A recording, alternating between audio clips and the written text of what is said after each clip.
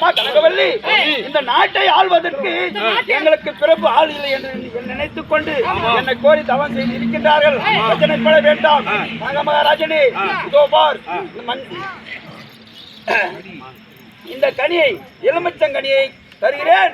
இதை எடுத்து உன் மனைவியிடத்தில் கொடுத்தால் கண்டிப்பாக இந்த நாட்டை ஆளும்படியாகவும் உலகமும் லட்சிக்கும்படியாகவும் உனக்கு குழந்தைகள் பிறக்கும்.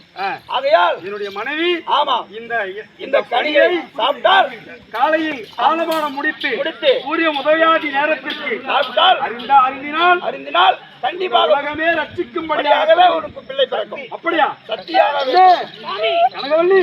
அடி ஆனால் சந்தோஷம் கொண்டேன்.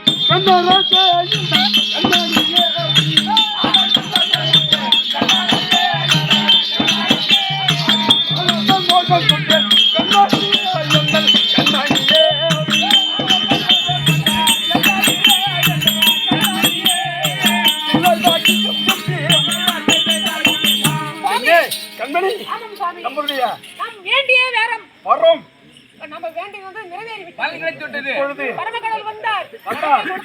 இந்த உலகமே ரட்சிக்கும்படியாகத்தானே உங்களுக்கு குழந்தை பாக்கியம் கிடைக்கும் என்ற வார்த்தையை, சந்தோஷ வார்த்தையை தெரிவித்து விட்டார்.